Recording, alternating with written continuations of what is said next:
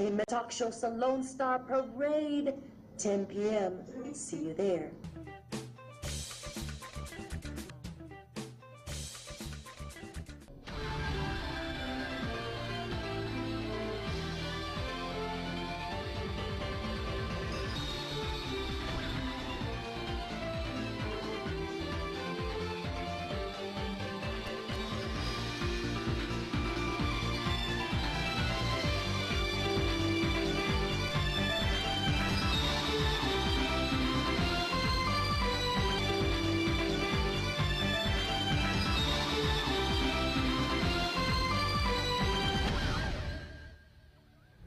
Good afternoon and welcome to the news. I am Doreen Kalokoh.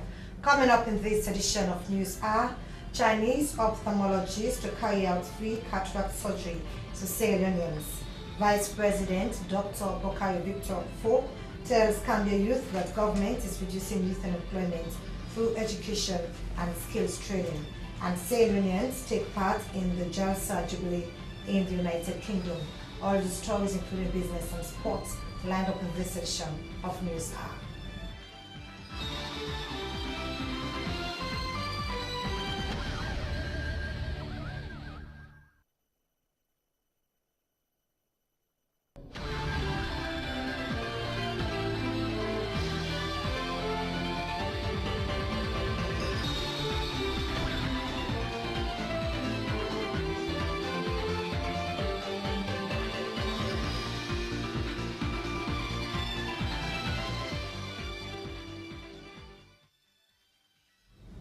Vice President Dr. Bokayo Victor has stated that government has taken a lot of steps to address the youth unemployment situation through education and skills training. Vice President Dr. Bokayo Victor was speaking at a ceremony to mark the International Youth Day in Gambia.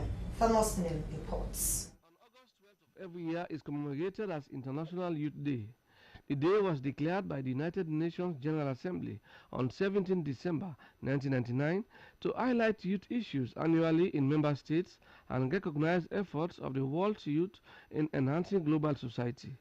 The Ministry of Youth Affairs has been leading efforts by government in collaboration with the National Youth Commission, the Youth Councils, and with the support of development partners. The global theme for this year is reducing poverty through enhancing production and consumption by 2030. In Sierra Leone, the theme has been domesticated to reflect the current president's recovery priorities, focusing on enterprise development and agriculture. The local theme engaging youth in entrepreneurship and agribusiness for poverty reduction. Vice President Dr. Victor Bokayo Victor said various policies have been put in place to address youth education and skills development, including the National Youth Policy 2014, the Education Act 2004, the Local Content Policy, and the National Employment Policy and Action Plan. He said one of the most important developments in the youth skills acquisition drive has been a paradigm shift in all areas of training and learning, adding that this shift ensures that young people are prepared to become job creators rather than job seekers. Not a crime for being a youth. Not a crime at all. Work tall and feel proud. You know, the youth population, if you for compartmentalizer, any side you use a bed, that is the strength of the country. Any side. And that means we are government, President and Roman government, we don't set up a whole lot for the youth. And we will continue for set up much more. You know, commission, we testify to that. It's been said here. I need not repeat that. And the youth bank, many youth establishments, they spread as far as Kukwena Dugu, Kabbalah, and beyond. And recently, it has been agreed that the National Youth Village is going to be located at Mile 91. That is going to be undertaken by the Chinese.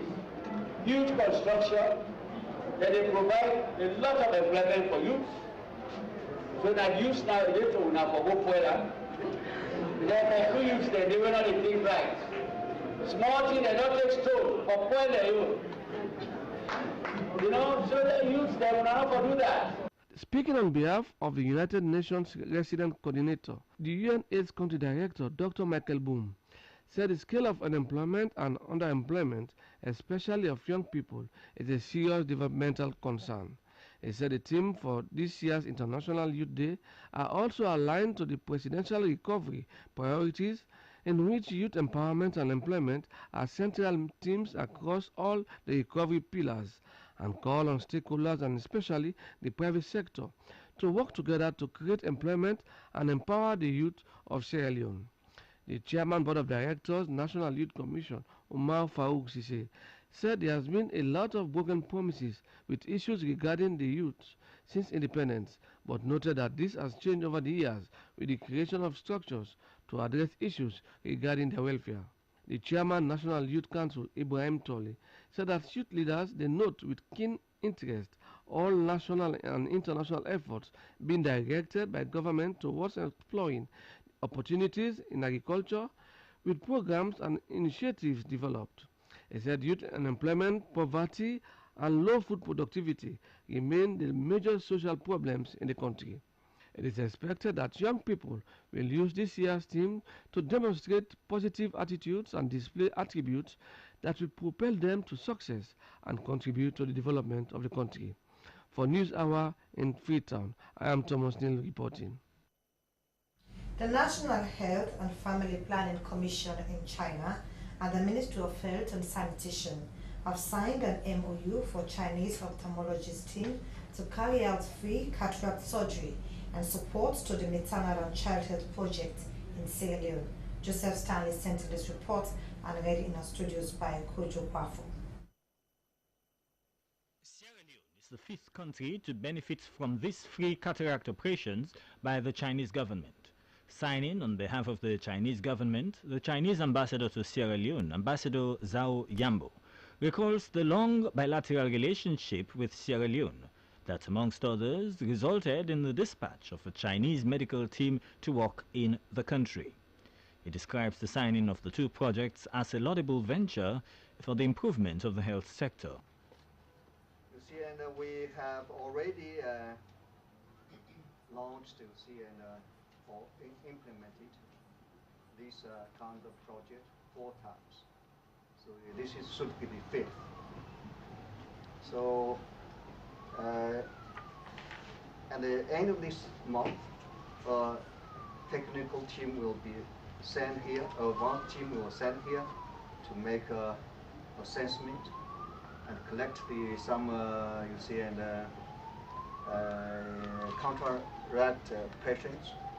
And then the technical team will be followed, you see, and very soon, and then we'll conduct cataract surgery for these cataract patients.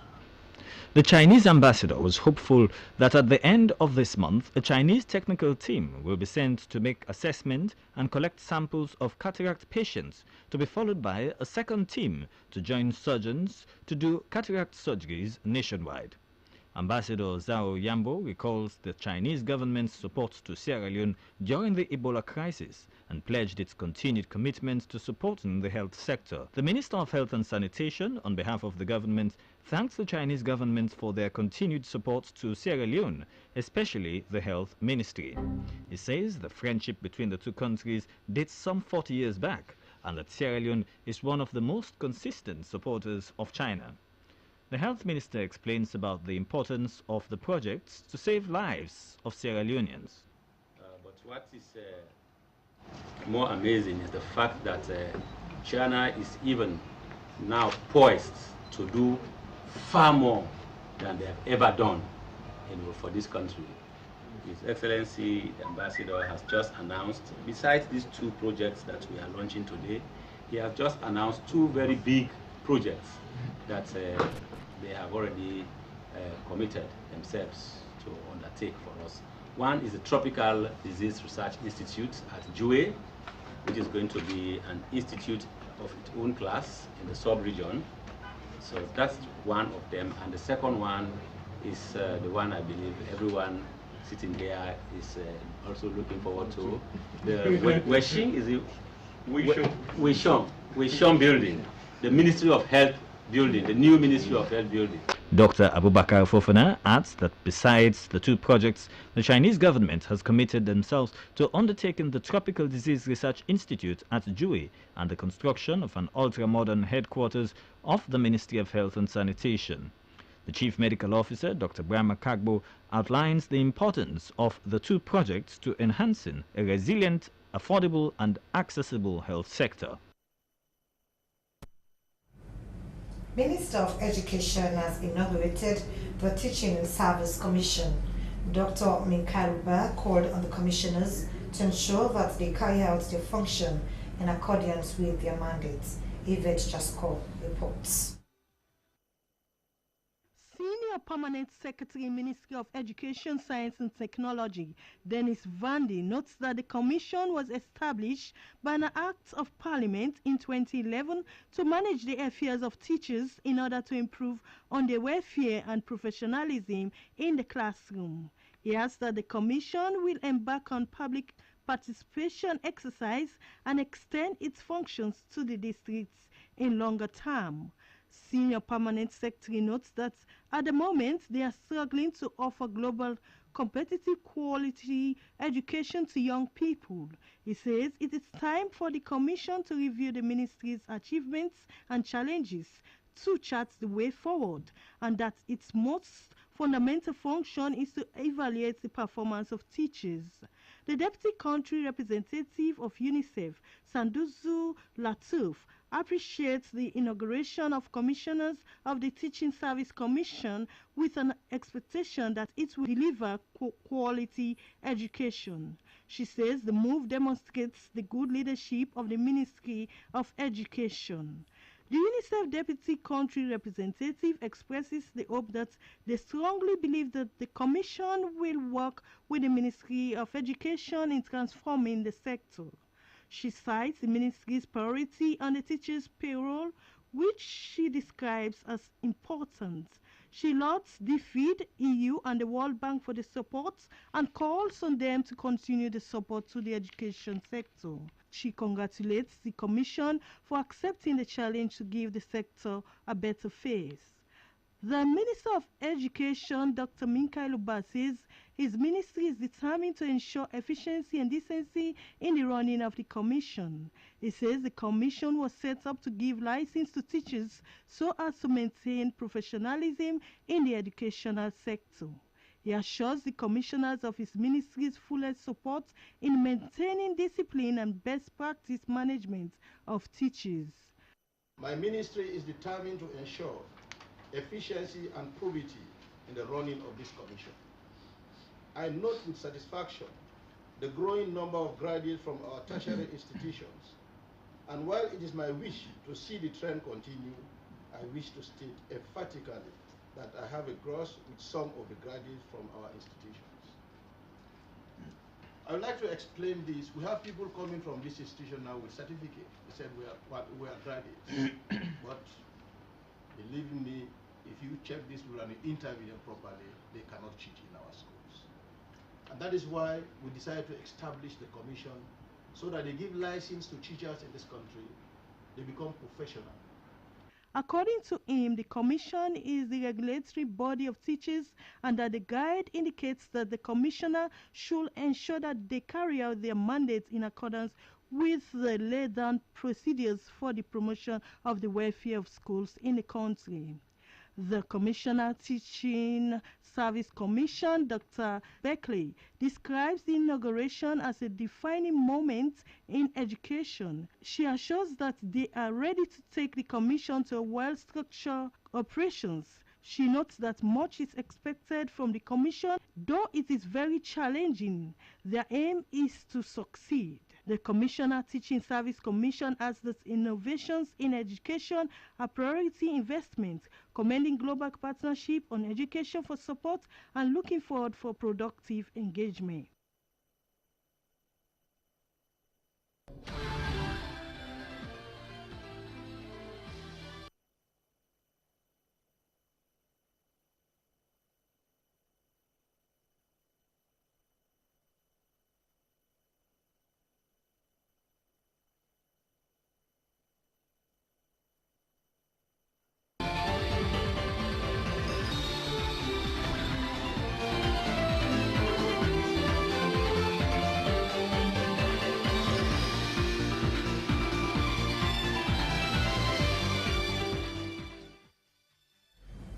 Well, we want to apologize for the short break, which was due to some technical faults, but we continue with news live on the Syrian Broadcasting Corporation. The Society for Prevention of Accidents has capacitated staff of NASIT on fire and electrical awareness safety. The safety education system, which brought together NASIT staff across the country, was hosted by the Society in partnership with management of NASIT to raise awareness of staff on fire and electrical safety. But more on that, we'll now join Ibrahim Samoa for that story. NASIT is the first government institution to have grabbed the opportunity to be capacitated on fire and electrical awareness safety. They were educated on control and preventive methods when fire incident might occur in their workplace, at home, or even at community level. These NASIT employees are schooled on electrical safety, hazard identification, fire safety, evacuation drill, and the correct use of fire extinguishers. The head of NASIT Human Resource Operations and Welfare, Fadiru Kuruma, said management is poised in creating conducive working environment for staff of NASIT. He underscored the importance of the session, saying that the forum will help sharpen their knowledge on safety and other related hazards. Mr. Kuruma told them that management is concerned about the safety of employees because the institution is dealing with the public. The Director of Training, Society for the Prevention of Accident Agency, Lansana Kamara, says the society was established to help complement governments and other institutions' efforts in educating ministries, agencies, departments, and the general public on fire safety across the country. He emphasizes the need for safety and noted that the issue of safety has been neglected. The Director of Training spoke of plans to roll out the session to other ministries, departments, agencies, including the public. The Director of Safety of the Society for the Prevention of Accident Agency, James Lamina, says both fire and electrical incidents have economic and social calamity for a nation. He adds that fire incident leads to the loss of jobs, lives, and properties, bringing misery and pains. The safety director cites indiscipline, deviation from procedures, poor judgment and electrification, ignorance, arson, among others, as some of the causes of fire and electrical incidents. He expressed the hope that at the end of the session, the employees would have learned the basic safety control and preventive methods when fire breaks out. The Director of Safety spoke of insulation, guiding, and earthing as some of the ways people can safeguard themselves from electrical incidents. According to the Director of Program of the Society for the Prevention of Accident Agency, Ansumana Samana, fire and electrical incidents are alarming in the country as the issue of safety is being treated with carelessness by some government institutions and the public. He says the society's main thrust is to promote risk consciousness on hazards and safety. The Occupational Health and Safety session climaxed with practicals on how to use fire extinguishers for any fire outbreaks. Ibrahim Samura, Freetown. The local unit commander of the Cambia Police Division, Superintendent Francis Hazley, has updated journalists about a fracas which occurred between a vehicle examiner of the Civilian Road Safety Authority, Reverend Francis Kanu Mansuri, and commercial motorbike riders in the district. On the 21st of July this year, Reverend Francis Kanu Mansuri reported a case of assault at the Cambia Police Division, alleging that bike riders manhandled him during the discharge of his official duty. Francis Danema visited the Cambia Police Station and he sent us his reports. For police officers and other road safety users to clash with commercial bike riders. Road safety law enforcers accused commercial bike riders of being lawless, whilst the commercial bike riders also claimed that road safety officers are extorting monies from them. These accusations and counter-accusations from both sides are visible in every part of the country. The local unit commander, Cambia Police Division, Superintendent Francis Hazley, explained the police findings with regards to the incident. This year, at about 1100 hours, one Usman Yeli Sako came to the station with human bites. He alleged that he was beaten by the vehicle examiner and he was given a medical after his report was recorded. After 20 minutes, there came in the Reverend Mr. Sanko, who also alleged that he was beaten by a group of Okada riders. So he too was issued with police medical form and he went for treatment. On that same day, both of them were admitted for 3-4 days until after 5 days they came back with their endorsed medical forms. The vehicle examiner handed over his medical form to the police for continuous investigation. The Okada man did not surrender his medical form. What he did, he just made a statement, then hired away from here. After a few days, he was asked to come along with his witnesses, which he never did. Well, the other side, that is the vehicle examiner side, his investigation was completed, medical form endorsed, then we put in search warrant for the other party, who was nowhere to be seen. Himself and his witnesses were on the run.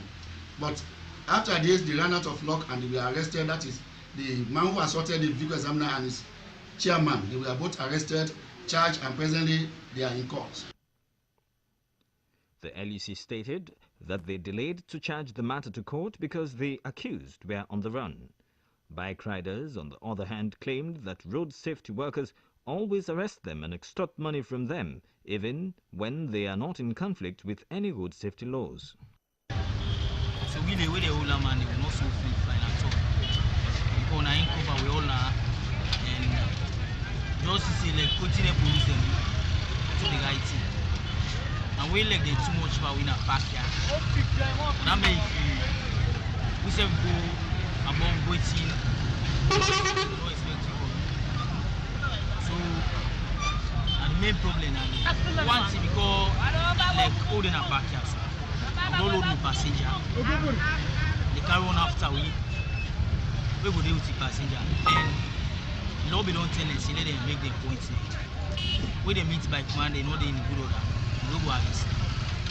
But just imagine the road passenger can't come over me, can't pull me automatic. I know they feel the area of that.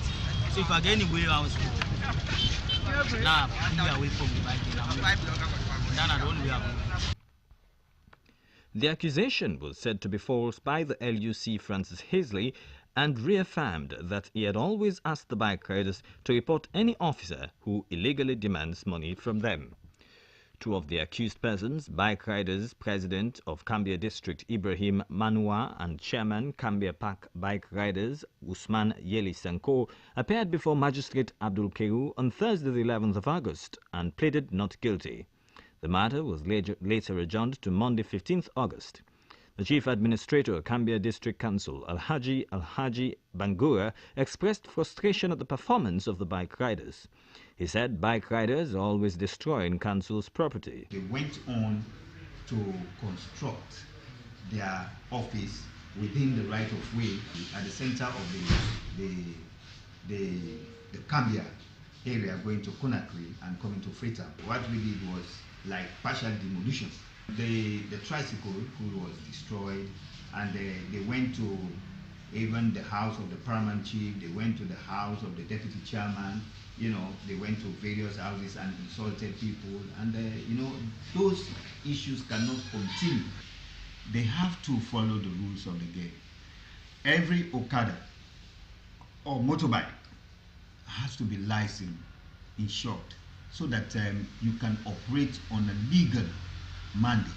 But if they are not licensed and insured, then you are contravening the laws of the state.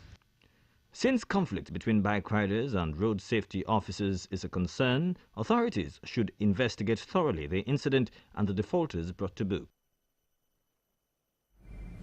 The World Bank Group Executive Director for West Africa has concluded a 4-day working visit to Sierra Leone. During his visit, he met with heads of MDAs, donor agencies, the World Bank Country Office, Dr. Louis Rene Larose held a press conference in Freetown where he announced a World Bank project support for free internet services to 10 government schools and universities, totaling 500,000 United States dollars, Abdul Samsisi reports.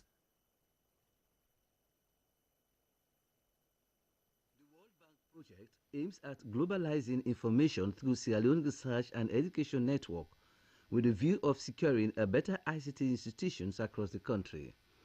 The visiting World Bank Group Executive Director, Dr. Louis Larose, informed journalists at a joint news conference held at the Golden Tulip Hotel at Aberdeen, organized by the Ministry of Information and Communications and the World Bank Group, that the project portfolio and support to the post-Ebola recovery efforts of the government is currently at a record level in excess of 670 million United States dollars. According to Dr. Louis Larose, the World Bank is currently in the process of drawing up a new country partnership framework that will guide the grant and lending activities for the financial year 2018 to 2021.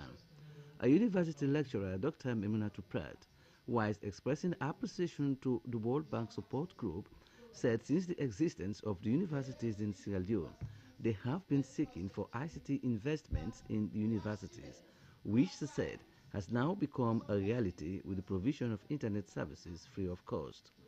The Information and Communications Minister, Mohamed Bangura, lauded the support of the World Bank Group and the government of Sierra Leone. Mr. Bangura reiterated that government, in conjunction with the World Bank, have invested huge amounts of money for the landing of the fiber optic cable in the country for the development of ICT. Pamida Bra, country manager, World Bank Sierra Leone, also commended the government of President Kuma for the huge investment in the fiber optic project. For SLBC News Freetown, Abdul Samsise reporting. A high-powered delegation comprising Paramount Chiefs, Judge, the Deputy Speaker of Parliament, and the SLBC's Corporate Affairs Manager are witnessing this year's Jalsa Jubilee in the United Kingdom. Here is an highlight of that event.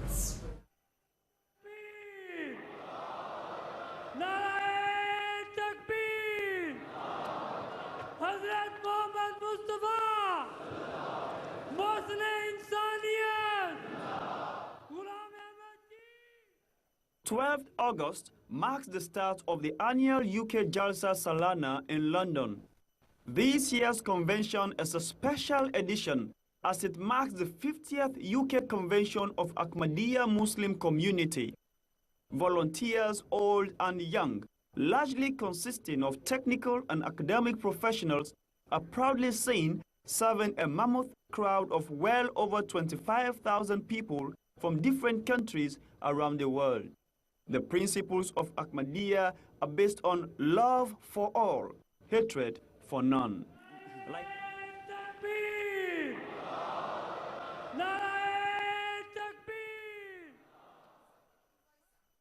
Like last year's, Sierra Leone has once again left an indelible mark in this year's Jalsa Jubilee with a strong presence of about 13 paramount chiefs, a university professor, and members of parliament, including Deputy Speaker of the House, Honorable Cherno Majuba. Sierra Leone in itself has done its best in ensuring that all are treated equally. I said to you earlier that the president is a Christian, but since he took over, going to the holy place of Makkah for pilgrimage has been smoother and better than before. He's paid more focus and attention. So it shows that putting people together, irrespective of the religion you belong to or the tribe, is something of paramount importance of Sierra Leone. I remember the president telling me once, when he just came into office in 2007, that if you want to lead and allow your people to follow towards the right path, is to ensure you only use the past to correct the future, but not to focus on the past. Otherwise, you'll waste or spend all your time doing nothing. You have to look forward in ensuring that you bring people together and push them to doing the right thing. And that is the kind of leader we have, and that is the kind of people we are in Sierra Leone. We have our own little challenges, but as a nation, we have been taught by a leader that look forward, love your brother, love your sister, and behave as one nation that want to move forward. And as a result of that, we've made a lot of progress since 2007, and we hope to make more, because he's not, I will not say he's young because he's slightly over 60, but I believe that even after he leaves office, it is his desire and passion, because I talked to him, to ensure that he plays his own path in ensuring that Sierra Leone lives as a harmonious and one community. And with humanity first, that is a shining example. नारे तकबीर हजरत मोहम्मद मुस्तफा मौसले इंसानियत गुलाम अहमद की इस्लाम अहमदियत खिलाफत अहमदिया हजरत अमीरुल मोमिनीन. Day one of the 3 days convention was climaxed by the hoisting of the flag by the Khalifa himself, Hadrat Mirza Masroor Ahmad, the worldwide head of Ahmadiyya Muslim community. أشهد أن لا إله إلا الله وحده لا شريك له. From London, reporting for SLBC News, Michael Ibrahim Kagbo. Well, that was SLBC's Corporate Affairs Manager, Michael Kagbo, reporting. The Minister of Works, Honorable Kemo Sisi, has said he will prosecute a driver caught dragging iron rods on a truck on the Bo-Kenema Highway. He made a statement at the Bandama checkpoint where he intercepted the driver and handed him over to the police. Ma'awa Aliyo reports. I'm going to pursue that matter. Call me anytime to go to court because I know how much money government spends on it. For you to come and dig the road like this, and rain comes tomorrow, we have potholes, and the 1 year the road is finished, it's unacceptable. So I am very serious about that. I will go there anytime they call the matter. I told the IG, I will leave. If I have cabinet, I'll talk to President Goma to give me a chance to go to court and prosecute it. Because for me, it is callous indifference. I mean, it's painful because I know how much it costs to build a kilometer. For you to go and destroy 10, 15 kilometers, just by selling 2-3 ton iron of 12-16 million, you destroy $3 to $4 million. It's unacceptable. The Minister of Works, Housing and Infrastructure, Honorable Kemo Sisi, was en route to Bo from Kono to inspect the roads under construction in that part of the country. He says he was shocked when he saw a Diana truck with registration number AGG 330 loaded with many iron rods and were being dragged on the newly paved road along the Bo-Kenema Highway, thereby damaging the surface of the road. It is against this backdrop that the Minister of Works, Housing and Infrastructure, Honorable Kemo Sisi, intercepted the driver Mohammed Jallo and handed him over to the police. Statements were obtained from both the minister and the driver in question on that same night. Honorable Kemo Sisi adds that he is waiting to hear from the police in Kenema as soon as possible when the case will be charged to court. He vows to appear before the court at any time when called upon as a complainant to prosecute Mohammed Jallo, the driver. Honorable Kemo Sisi says government is spending huge money on the construction of roads in the country, adding that citizens must bear the responsibility of taking care of these roads. Sources revealed to SLBC that the vehicle in question belongs to a Lebanese national and that the driver Mohammed Jallo was instructed by him as an employer to carry the iron rods to the final consumer despite the fact that they were not properly loaded in the vehicle to avoid damaging the road. The minister believes that both the driver and the owner of the vehicle must be charged to court for maliciously damaging government property. The driver caused malicious damage. By him dragging the iron rods, he knows very well that they are going to dig the asphalt. And also the supplier who has the vehicle, who loaded the vehicle with those iron rods, hanging them over to the street, has caused conspiracy to damage government property. Both of them are culpable.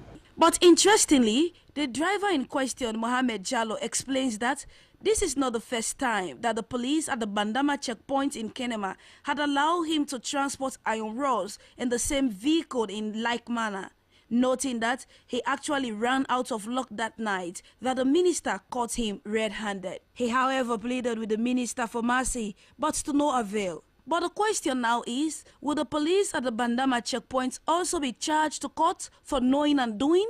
Or they'll let them go because they are police officers? SABC News, Mahawa Aliyu.